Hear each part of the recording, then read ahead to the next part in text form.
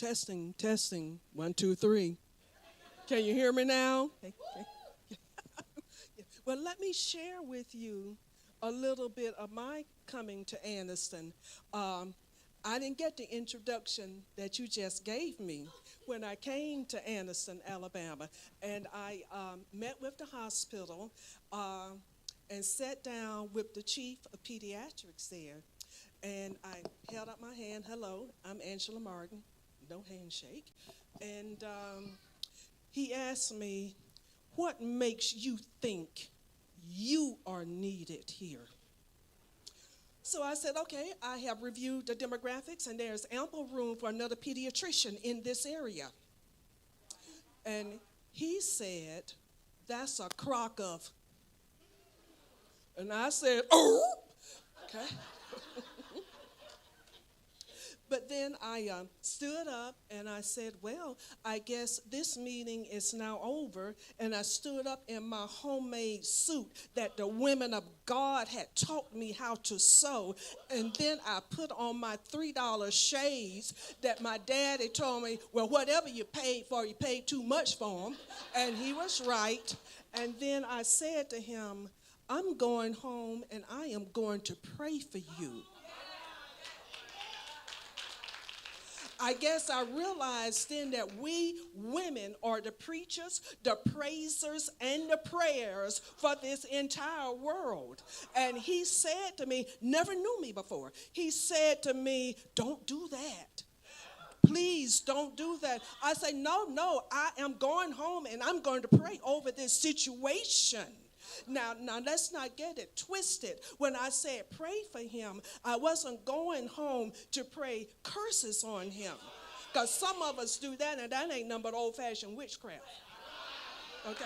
But now, when you pray for someone who is blessed, what will God do for you? Okay? Now, when you try to curse someone who is blessed, what will God do to you? Curse you. Okay, and let me add 2 other accolades to my little minimized CV, and that is fatherless and widows. In other words, don't mess with us.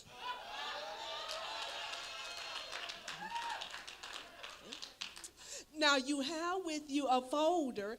I don't know if everyone is able to get a folder.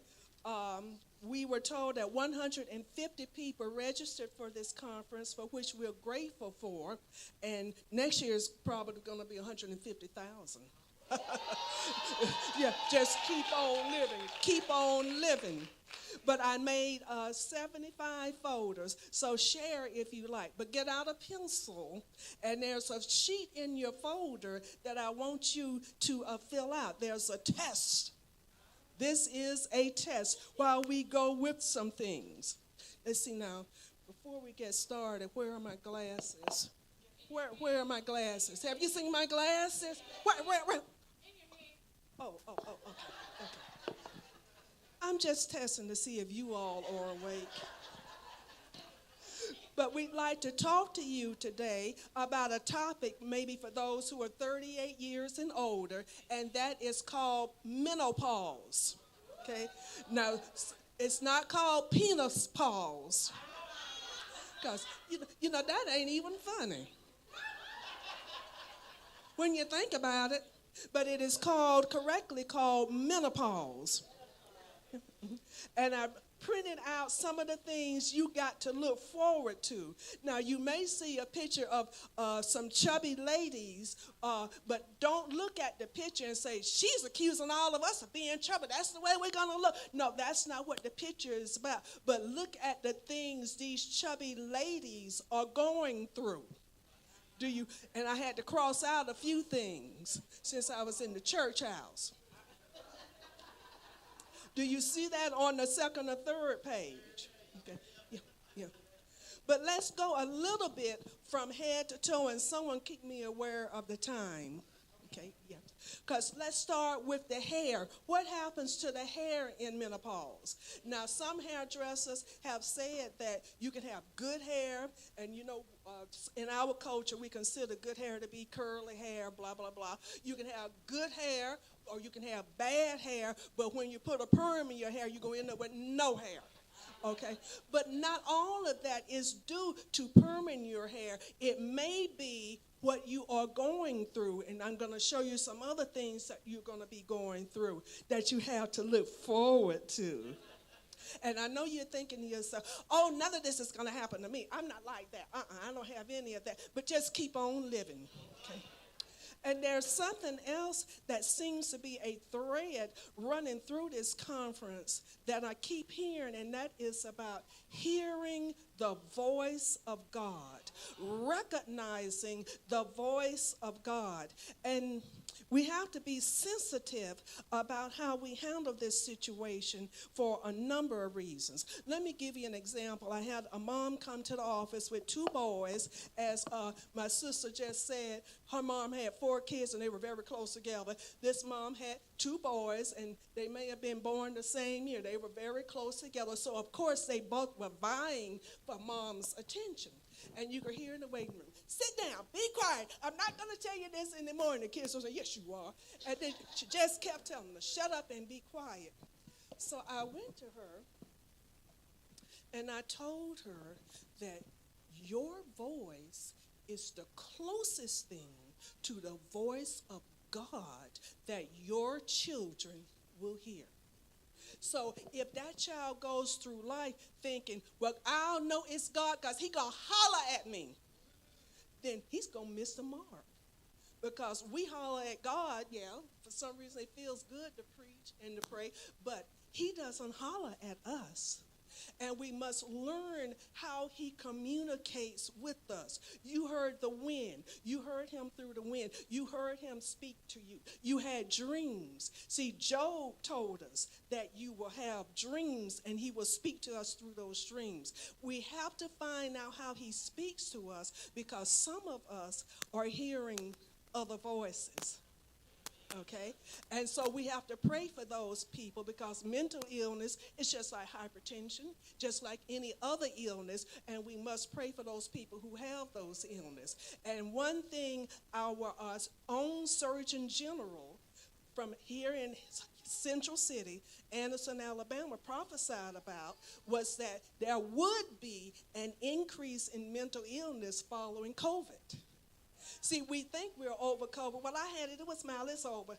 Oh, no, it's not over yet because we're still bearing the economic elements from it. We're still bearing the financial elements, the social elements. Some of us are still grieving because we had some losses during COVID.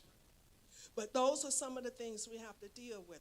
Another thing that may happen at this point in life is that we become sandwiched between 2 generations. We become sandwiched between our parents who are going to do everything but what we tell them to do.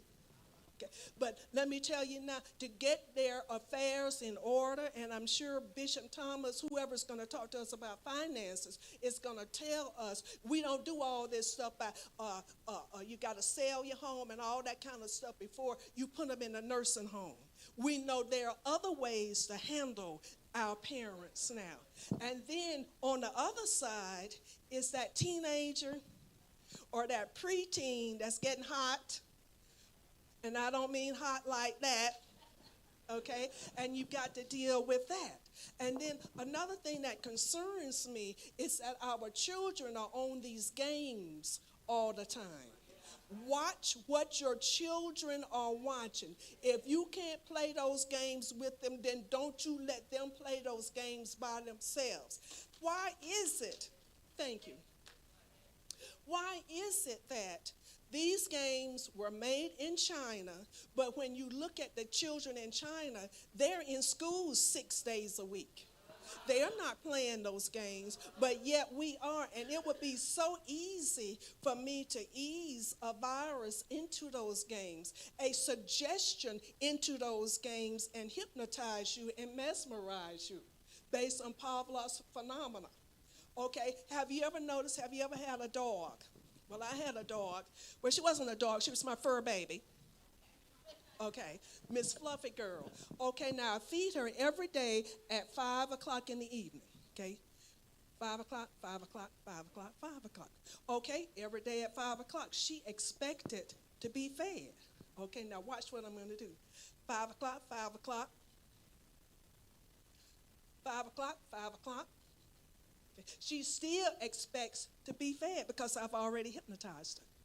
Okay. She automatically expects this is going along while I have given her that suggestion. I think that is happening in some of the games that our kids are playing. And again, that concerns me because we're not connecting them to God. They're sitting up in worship service, sitting up in the classroom playing games. Won't work. But let's go on through our systems. They got to get to where we are. Okay, visual problems may develop. Okay, I was asking where my cheaters are because of two reasons. Emotional problems, fuzziness of the mind. Have you ever been fuzzy? Put your keys somewhere, and I put my keys somewhere, and I would ask my dog, where are my keys? Like my dog is going to know. And she just wagged her tail. Oh, does that mean eat again? No, not that. Okay, but those are the things we're going to experience. And then the skin turgor is going to change. So tell your girls and your boys, start using your lotion before they become adults so that they won't get wrinkled and look like shriveled raisins, okay? Because though age is going to take its course, but you can delay the onset of these things by using your lotion. Then there are some other things that are going to occur. The breast, the uterus, and the ovaries were made for you to have children, okay? And the breast may start to sag, okay? I've taught breastfeeding classes, and breastfeeding your child is the best thing in this universe that you can do for your babies. Ain't no shame in the game. And the girls will say, I don't want to do that because that's going to make my breast sag. Well, everything's going to go south anyway. Okay? And then in addition to that occurring, the uterus wants to be filled with the baby. Okay? If no baby is there, then fibroids are going to be there. 25% of us in this audience have uterine fibroids. And then the ovaries start to freak out on us. Okay. And then there are other things that start to happen. Now, we lose the hair on our head. I've never understood this, although I'm beginning to understand. But then we grow hair everywhere else. And the Bible says the hairs on our head are counted. Okay, I wish he would count the hairs on our chin and decrease them like he's decreasing the ones on our head. But that's a reality. But get your tweezers, pluck them out. They won't grow back thicker. Just pluck them out. And if you have a little mustache, the thing you use to shave your eyebrows, we go on and do that with your little mustache too. Because that's just power for the course. Okay. Then there are other aches and pains that we may develop just out of the blue. The danger with us developing aches and pains is that we may be given medicines to take for the pain, to just put a Band-Aid on the pain, and then that can lead to addiction. Okay, so let's be aware of that. Then there are other things that happen involving the vajayjay. Okay, the vagina, okay, and how do we say, well, the spirit is willing, but the flesh is weak, okay, as the drying up or shortening of the vagina occurs. And then someone may put into your mind that, well, what you need is a younger man. And see, there we go, getting in trouble. And don't despair. The men are going through their changes too. And then what the men may hear voices tell them, what you need is a younger woman, and that's called riding a bicycle up the hill. Okay. But these are just some of the changes that occur. You have another handout in your folder about where there's a chubby looking woman there.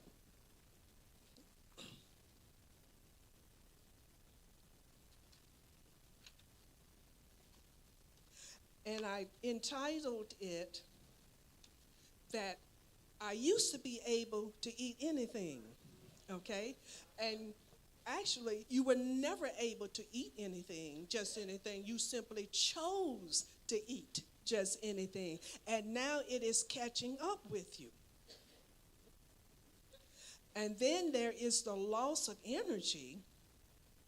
Well, I'm going ahead of myself. Let's look at the hormones of life. These are the things that every one of us on this planet make, but we make it in different proportions. Thyroid, estrogen, progesterone, testosterone, cortisol, insulin, and melatonin. The most common endocrinopathy in the entire world is thyroid disease. The most common problem in America is type 2 diabetes because of the things that are being put in the food that we eat. Leading cause of death in Alabama, well, actually America, is heart disease, followed by cancer, cardiovascular disease, lower airway disease, and Alzheimer's. Okay, now, heart disease is the largest disparity we face. It is the most common disease of all diseases, the most common disease in blacks, and it is the most preventable disease in Alabama, in America, and possibly the world. Now, how do we prevent disease? Well, know your numbers. Control your cholesterol. Control your blood pressure. And don't blow smoke into your temple of God. Your body is the temple of God. Increase and maintain your daily physical activity and then work toward achieving your weight. Maintain a consistent blood pressure and learn to turn the brain off at night. Because one of the problems you're going to run into is the inability to sleep at night. And you may wake up all through the night and you think that might be abnormal. Actually, we all wake up through the night, but it's when we remember waking up through the night that it can become a problem. And if we aren't sleeping, we're going to want to do more eating. And then what is the eating going to lead to? More weight gain. Then finally, I included this slide. Okay. Make food your medicine. Cover your plate with color. And look at this last slide. There are two things wrong with this slide. Don't ride the white horse. I think that song was referring to cocaine, but don't do that either. Wrong with this plate. Oh, there's one other thing wrong with it.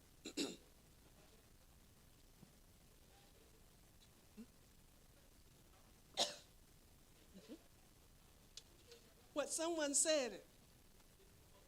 Okay. If you can't see the plate, you know you got too much on the plate. Okay. Yeah, you get all this fine wedding china, and then you can't even see the flowers on that wedding china when you eat.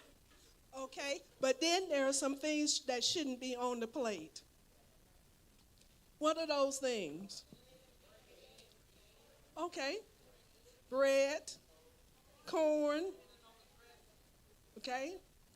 Potatoes, okay? So we should only choose one thing from that list of things that's on the plate. And finally, if I don't get choked in the process, someone pray for me.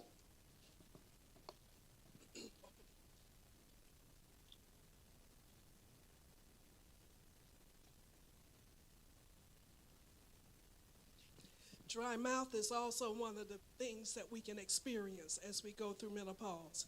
But I'd like to share with you one thing I heard on the radio. Ironically, it was on the Comedy Channel. And the little boy went to his grandfather and said, "Grandfather, why is grandmom reading her Bible all the time, like she has a lot of homework. And the grandfather said, she does have a lot of homework. We are all preparing for our final assignment. May God bless you.